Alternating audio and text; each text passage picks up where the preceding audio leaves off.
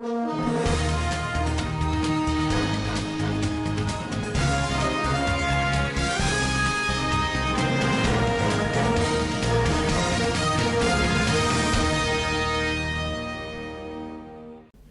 governors congratulate President Buhari at 77.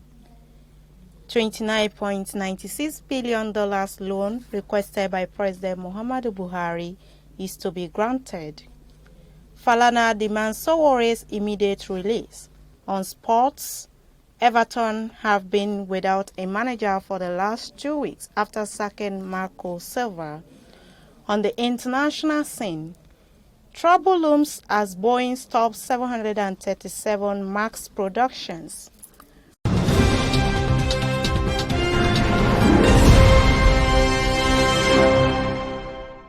Welcome to Standard Voice Television News. I am Musa Joy Onyoza, and reading with me today is Chimama Samuel.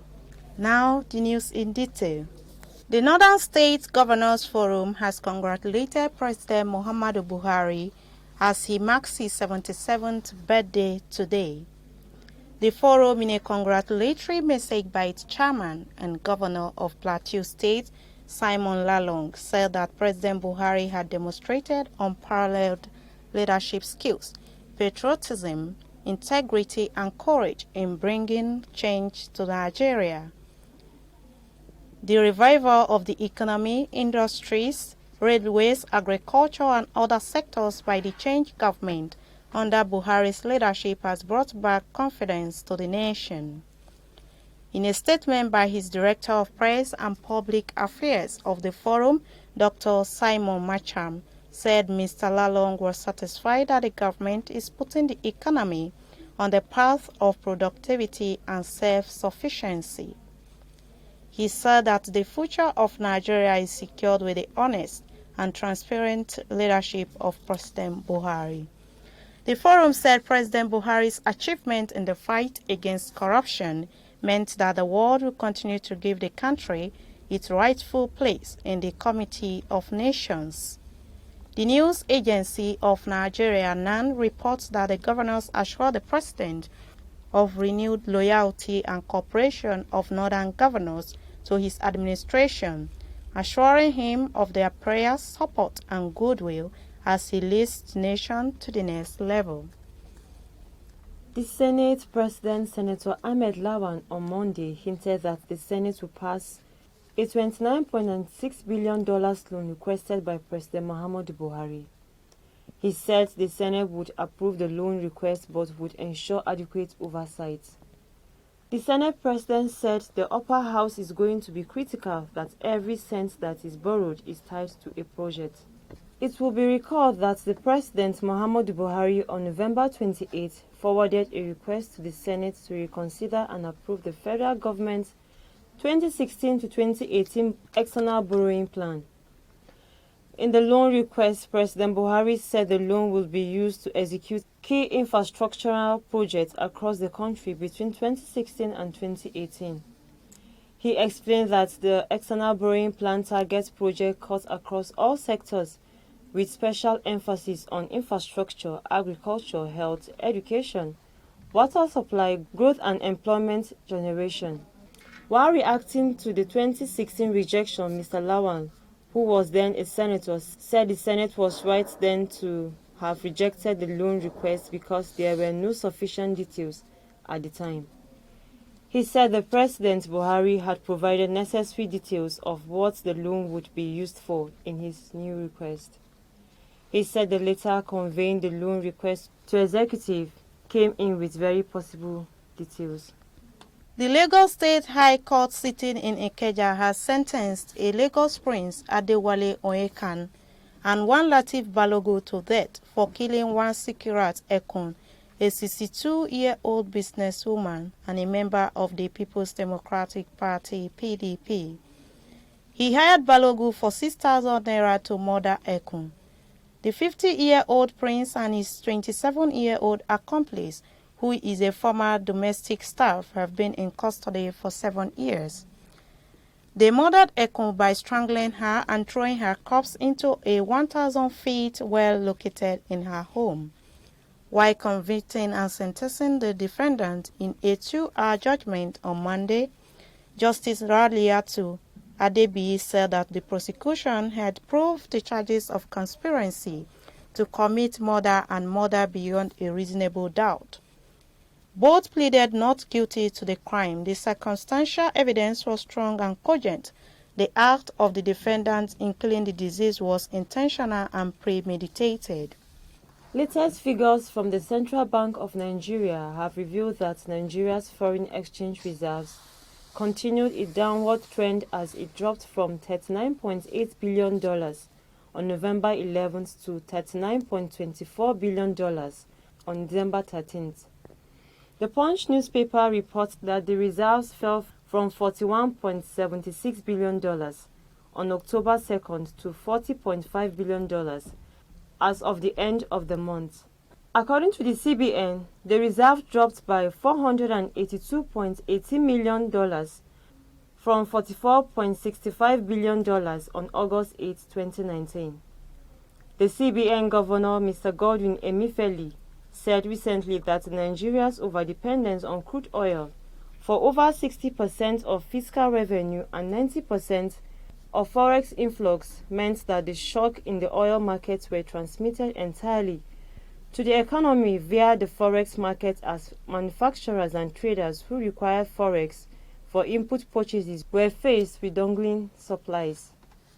He said the average monthly inflows of forex into the CBN fell from over $3.4 billion in July 2014 to a low of $1.4 billion in September 2016, pointing out that the decline in forex earning was further complicated by foreign capital flow reversal due to rising yield in the USA. He said the drop in forex influx, the exchange rate at the parallel market rose from about $200 in August 2015 to $525 in February 2017. Inflation also rose from 9.6% in January 2016 to over 18.7% in January 2017. The external reserve fell from about $13 billion in April 2015 to $23 billion in October 2016. And any activities in the industry sector witnessed a lull as manufacturers struggled to get access to key inputs needed in the production process. He said the CBN introduced a demand market approach in order to conserve the country's reserves and support domestic production of certain goods in Nigeria. Mr. Emefiele said the introduction of I&E window, along with improvements in domestic production of goods, has helped shore up the external reserves. Transactions have reached over $55 billion since the inception of the window, and the foreign exchange reserve has risen to $42 billion in September 2019 from $23 billion in October 2016. Human rights lawyer Femi Falana has written to the Attorney General of the Federation and Minister of Justice Abubakar Malami seeking the release of the convener of Ash Revolution Now protest, Omoyele Sowore, from the custody of the Department of the State Services.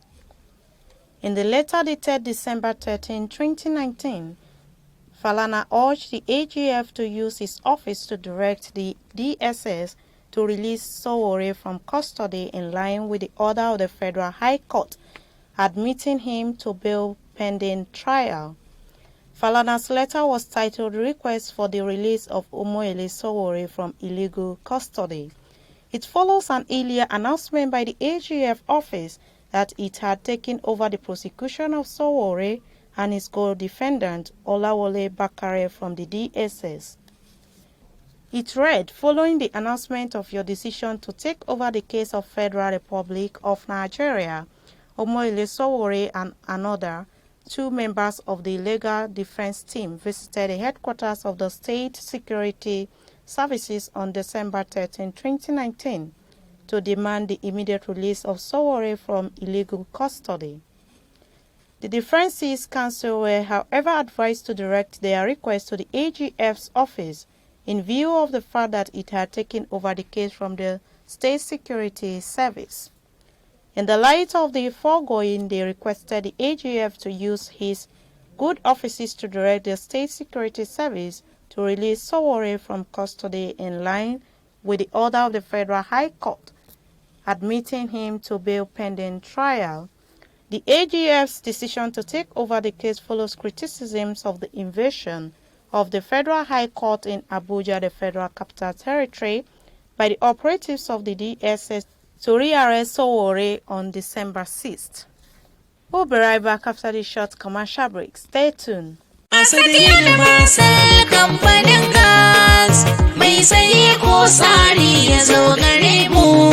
Haba ko ne sakanni in mata da gano dan jakki dukiya ni wallahi gidan mu zan tafi ba zan taba auren duka ba. Malam Diro me yace maka na dukan matarka har kofar gida? Na sha aradu ko kai na matarka kama sai dai ka buga ma dangin ta waya su taho su doki gawar ta. Kai duk sahi Allah sai na so ka. Da nika so kilallan nama haka nan nika so kilallan. Wata rana ma san wabbata da huwa aka ce mini gas ya kai. To kai Malam Diro ina haka so wannan gas mai kawa da iskan fanka. Ka dai ji ka da wata tambayar rena hankali. Yanzu duk garin ga in ba wurin Alhaji Digo ba ina aka sai da gas kuka. To ka ji fa gurin Alhaji Digo fa kace ka je Digo maka ni kuma ka zo ka diga mun masifa a gida. To ka bude kunnen ka da kyau ka ji abin da zan faɗa maka. Yanzu duniyar iskan gas a Sat Universal Concept Limited take kadawa. Ka ta fara gurin sai da gas na zamani. Babu tawaye ma'auni abin da ka siya shi ake baka. Ina masu girke-girken abinci na cikin gida. Hotel. Gidajen abinci. Refilling na iya condition ko da iri. To ku garzaya a Sat Universal Concept Limited. Siyan nagari mai da kuɗi gida. Ke ta sallama matsalar ke yawan ba. Wurin da na ga tireloli da manyan silindodi. Na shiga ana dura musu gas. Nika yadda yan shiga ni da adda ɗan kilo 7. A Sat Universal Concept Limited. Sun tare da ƙwararrun ma'aikata wanda suke warhaba da kwastoma. Masu sayan gas domin amfani a gida. Da masu sayan gas domin su siya. Maza ku hanzarta. A Sat Universal Concept Limited. Da ke kan titin bypass Gusau zuwa Sokoto. Anguwar Janyo Gusau babban birnin jihar Zamfara. Ko kuma kai tsaye tuntuɓi manajan Mubarak Usman. Ta wayan tafi da gidanka mai namba 0813404624. Sai kun zo. Mai saye ko sa.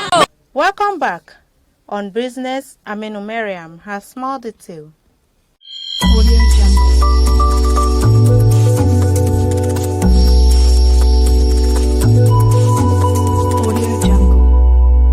Thank you, Joy. Once again, I am Aminu with business news.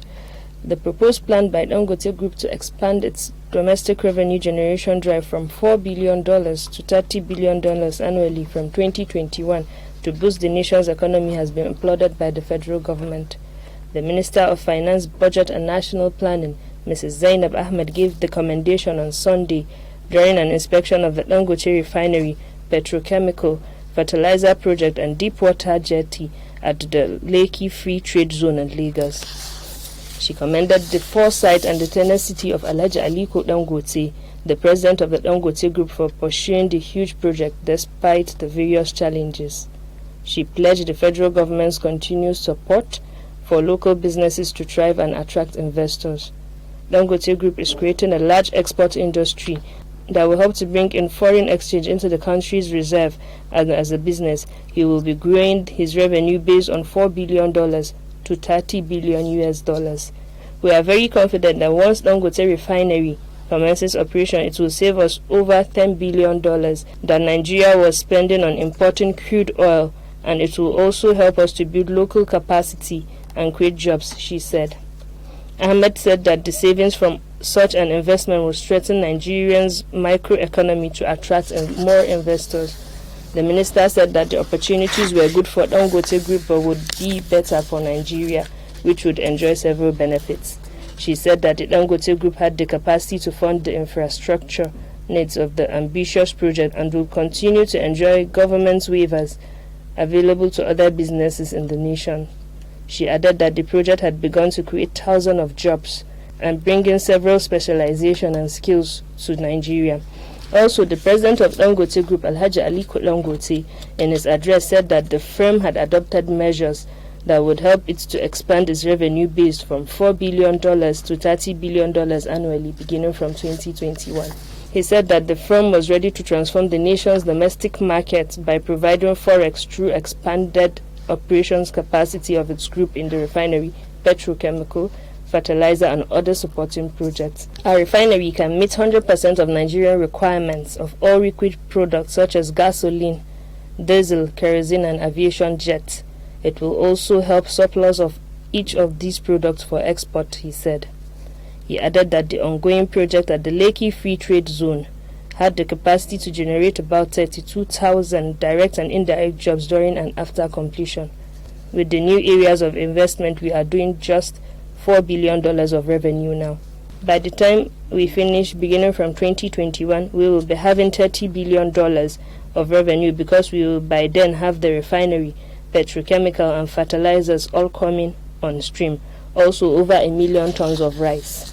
We will have about 600,000 tons of locally made sugar by the time, and our cement will have gone further. And beginning from January next year, 8 million export facility of our cement company to other African countries to generate foreign exchange will commence operations, he said. Dangote said that the firm was targeting to meet the nation's forex needs through its huge investments by turning arrow. And that's all we have on business news today. Back to Joy at the studio. Thank you for watching. Thank you, Miriam. On sport, Sumaya Ibrahim has small detail.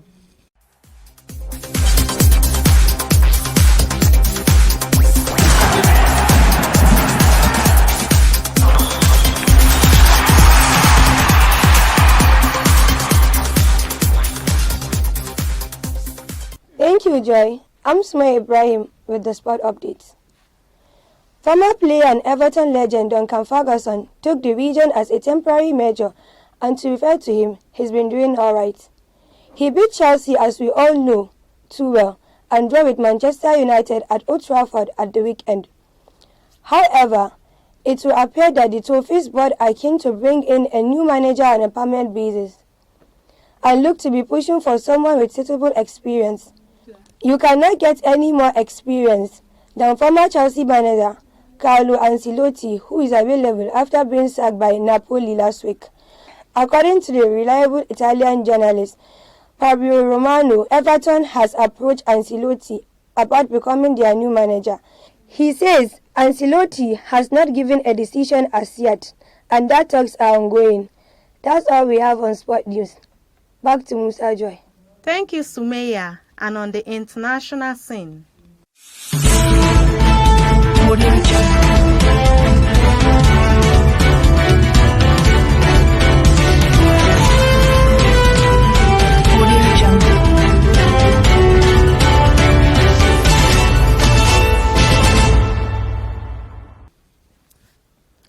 Boeing Co. said on Monday it will suspend production of its best-selling 737 MAX jetliner in January, its biggest assembly line halt in more than 20 years, as fallout from two fatal crashes of the now-grounded aircraft drags into 2020.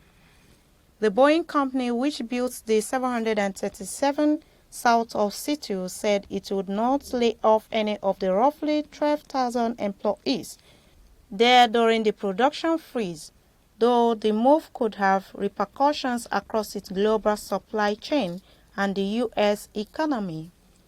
The decision at a two-day board meeting came after the Federal Aviation Administration refused to approve the jet's return to service before 2020 and delivered what was seen as a public rebuff to the Boeing's hope of moving faster.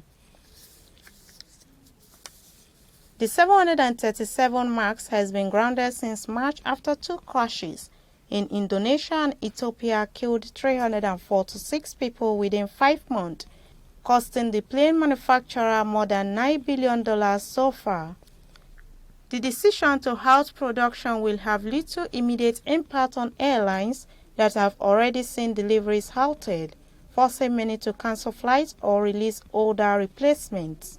But it marks a deepening of a crisis that has already seen Boeing's fastest-selling jet grounded worldwide, its safety records scrutinized, customers pressing for compensation, and its cornerstone relationship with the FAA placed under strain. That has been the news from Standard Voice Television. To end the news, a quick look at the major headlines. Northern governors congratulate President Buhari at 77. $29.96 billion loan requested by President Muhammadu Buhari is to be granted. Falana demands Sowore's immediate release. On sports, Everton have been without a manager for the last 2 weeks after sacking Marco Silva. On the international scene, trouble looms as Boeing stops 737 MAX productions. All these and other stories of the Svtv can be viewed via our social media platform. That's the news on behalf of Chimayama Samuel. I still remain Musa Joy Onyoda. Stay tuned.